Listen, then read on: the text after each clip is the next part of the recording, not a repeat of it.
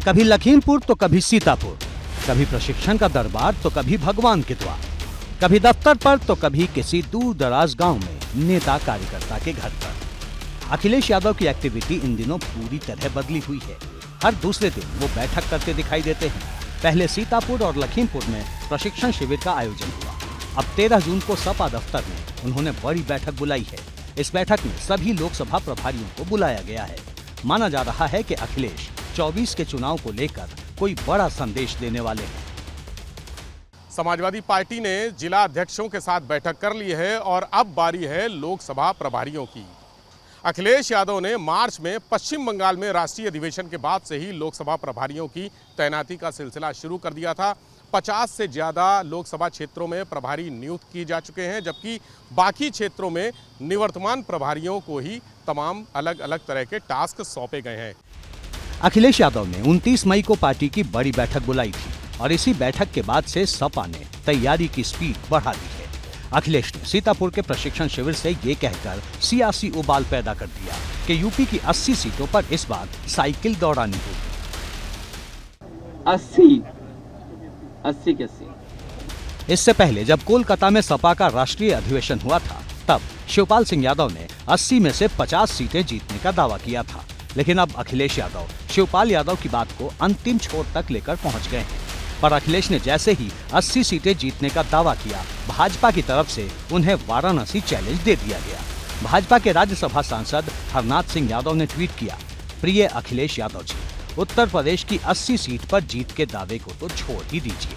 आप केवल एक लोकसभा सीट वाराणसी ही जीत कर दिखा दीजिए, सिर्फ एक सीट वाराणसी। अगर आपकी पार्टी ने ऐसा कर दिया तो मैं राजनीति से संन्यास ले लूंगा और राज्यसभा की सदस्यता से भी उसी दिन इस्तीफा दे दूंगा। आदरणीय अखिलेश यादव जी, आदरणीय डिंपल यादव जी ने एक ही बात को दोहराया है कि भारतीय जनता पार्टी ने 2014 में नारा दिया था, बहुत हुई महंगाई की मार, अब की बार भाजपा सरकार, और भारतीय जनता पार्टी दूध और दही पे जीएसटी लेगी। और आज नौजवान परेशान है, किसान मजदूर परेशान है। इसलिए आदरणीय अखिलेश यादव जी ने कहा कि भारतीय जनता पार्टी झूठ बोल के अगर 73 और 75 सीट ला सकती है, तो समाजवादी पार्टी सच बोल के 80 की 80 सीट जीतने का काम करेगी। पिछले 2 लोकसभा चुनाव में समाजवाद की साइकिल 5 सीटों से आगे नहीं बढ़ पाई है। अखिलेश यादव ने पूरी ताकत लगाई, तब कहीं जाकर विधानसभा में उनकी पार्टी को 111 सीटें मिली। और अब जब उन्होंने लोकसभा की सभी 80 सीटों को जीतने का दावा किया है, तो भाजपा नेता इसे लफाजी से ज्यादा और कुछ नहीं मानते। अखिलेश यादव का यह बयान 21वीं शताब्दी का लफाजी का सबसे बड़ा बयान है।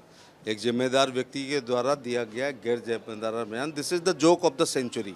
भारतीय 80 सीटें क्या कहा है, 80 हराओ और भाजपा 80 हराओ, भाजपा हटाओ, भाजपा हटाओ। खुद की कन्नौज बचाओ और इज्जत बचाओ। खुद की फिरोजाबाद बचाओ जो हारी हुई है, खुद की बदायूं बचाओ और अपनी नाक बचाओ। अब इससे अच्छा जवाब कोई नहीं दे सकता। अब देखिए, इससे बड़ा कॉमेडी क्या हो सकता है। हमको तो खुशी इस बात की है कि हमने भारतीय संस्कृति, सत्य सनातन की रीत, सभी धर्मों को, पंथों को साथ लेकर के चलने की भावना आज ऐसा कर दिया कि उनको नैमिषारण्य बैठना पड़ा ना। दरअसल सियासत में सिर्फ चुनाव लड़ना ही काफी नहीं होता, माहौल बनाना उससे भी ज्यादा जरूरी है। पिछले साल जब विधानसभा चुनाव हुए थे, तो अखिलेश यादव ने यहाँ तक कह दिया था कि उनका गठबंधन 400 से भी ज्यादा सीटें जीतने वाला है। लेकिन जब नतीजे आए तो 400 सीटें तो दूर, सपा को करीब 1/4 सीट पर ही संतोष करना पड़ा। इसी आधार पर भाजपा अखिलेश यादव की तुलना मुंगेरी लाल से कर रही है। मुंगेरी लाल के सपने देखना कोई बुरी बात तो है नहीं, लेकिन उन्होंने सपने विधानसभा के चुनाव में भी देखे थे। नतीजा क्या हुआ? वो तो 300 सीटें ला रहे थे। नतीजा क्या हुआ? जनता में मोदी जी के प्रति जबरदस्त विश्वास बढ़ा है और ठीक इसका उल्टा होगा जो श्री अखिलेश जी कह रहे हैं। ये लोगों ने जिस तरह अराजकता, गुंडागर्दी, बेईमानी की है, तो इनका उत्तर प्रदेश की राजनीति में अब इनके लिए कोई संभावना बची नहीं है। ये इस तरह का अनिश्चितता पैदा करने वाला माहौल निर्माण करने का प्रयास करेंगे। ये रोना गाना शुरू करेंगे कि साहब ईवीएम खराब हो गई, सरकार ने बेईमानी कर ली।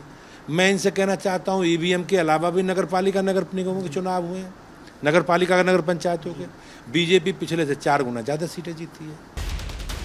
अखिलेश यादव की कोशिश कार्यकर्ताओं का मनोबल बढ़ाने की है। माना जा रहा है कि सपा का अगला प्रशिक्षण शिविर हरदोई में हो सकता है और एक बार फिर अखिलेश इसी बात को आगे बढ़ाते हुए दिखाई देंगे।